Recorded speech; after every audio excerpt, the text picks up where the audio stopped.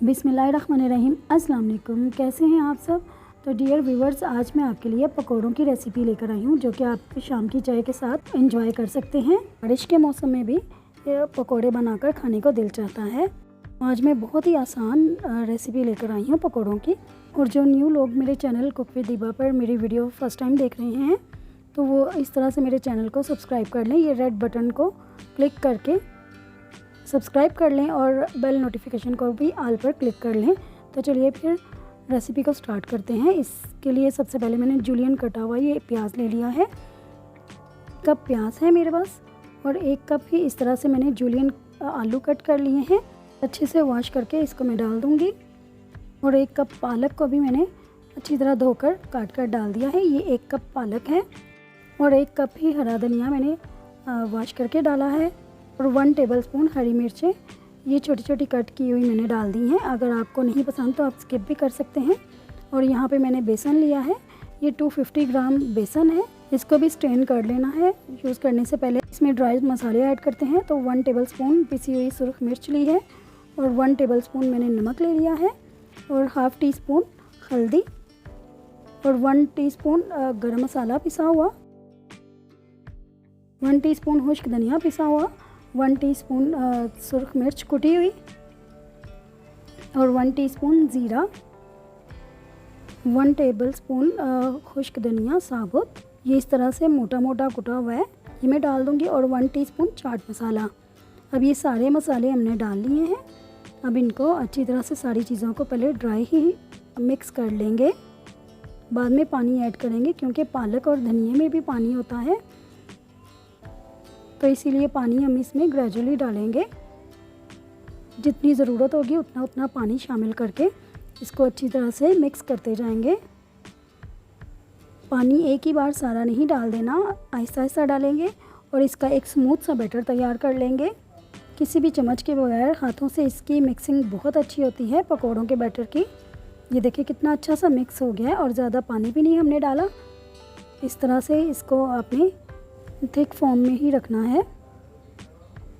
ये देखें इस तरह से बहुत ही आसान तरीके से मैं आपको पकोड़े बनाना सिखा रही हूँ ताकि बिगनर भी इजीली बना सकें। ये देखें इस तरह से इसका पोर्शन हम हाथ में उठाते हैं तो ये गिरता नहीं है, इतना ये गाढ़ा होना चाहिए। यहाँ पे मैंने कढ़ाई में ऑयल गरम कर लिया है और इस तरह से चम्मच के साथ उठाकर भी आप कढ़ाई में ट्रांसफ़र कर सकते हैं। इस तरह से 1 टेबलस्पून फ्लेम को मीडियम टू हाई करके इसको ऑयल को गर्म कर लें और उसके बाद इसको मीडियम पे रखें तो बहुत अच्छे पकोड़े हमारे फ्राई होंगे। जब ऑयल अच्छी तरह से गर्म हो तो इस तरह से पकोड़े ऊपर ऊपर आ जाते हैं और अगर आप ठंडे ऑयल में पकोड़े डाल देंगे तो वो नीचे बैठ जाएंगे। और किसी भी चीज़ की फ्राइंग करते वक्त बच्चों को पास मत आने दें। यहाँ पे हमारे पकोड़े एक साइड से हो गए हैं। अब मैं इनको टर्न कर लूँगी। तो ये देखें इस तरह से अच्छा सा पकोड़ों का कलर आता जा रहा है। और जिन लोगों ने मेरा चैनल अभी तक सब्सक्राइब नहीं किया हुआ तो प्लीज़ उनसे रिक्वेस्ट है कि चैनल को सब्सक्राइब कर लें और बेल नोटिफिकेशन को भी ऑल पर क्लिक कर लें।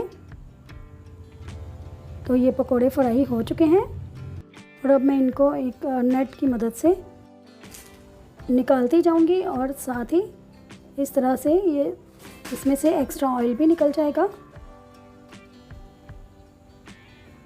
और साथ ही मैं अब इसमें अगला बैच भी डाल दूंगी। और अब मैं हाथ के साथ आपको डाल के दिखा रही हूँ। इस तरह से हाथों के साथ बनाने से भी इसकी शेप बहुत अच्छी आती है पकौड़ों की और ज़्यादा ये फूले फूले बनते हैं। तो ये देखें इस तरह से नीचे इसका कलर कितना अच्छा आ गया है। अब साथ ही मैं इसको टर्न कर लूँगी।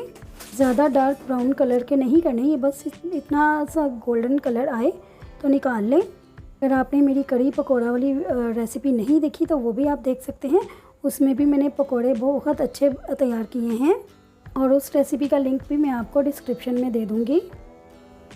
हाँ जी, तो यहाँ पे हमारे बहुत ही लजीज पकोड़े तैयार हैं जैसे कि आप देख सकते हैं। और इसको मैंने एक प्लेटर में सर्व कर लिया है। देखिए कितने मज़े के लग रहे हैं देखने से ही। आज ही आप इसको बनाकर ज़रूर ट्राई कीजिएगा मेरी रेसिपी के साथ। उम्मीद करती हूँ आपको मेरी आज की ये रेसिपी बहुत ही पसंद आई होगी। और रेसिपी वीडियो अच्छी लगी हो तो लाइक और शेयर ज़रूर कीजिएगा। और मुझे कमेंट करके भी ज़रूर बताइएगा कि आपके पकौड़े कैसे बने। और चैनल को सब्सक्राइब करना मत भूलिएगा और बेल नोटिफिकेशन को भी ऑल पर क्लिक कर लीजिएगा। तो मिलते हैं किसी और अच्छी सी वीडियो के साथ। और न्यू लोग मेरे चैनल का विज़िट ज़रूर करें, और इस पे और भी बहुत अच्छी सी रेसिपीज़ मौजूद हैं। अपनी दुआओं में मुझे याद रखिएगा और अपना बहुत सा ख्याल रखिएगा। अल्लाह हाफिज़।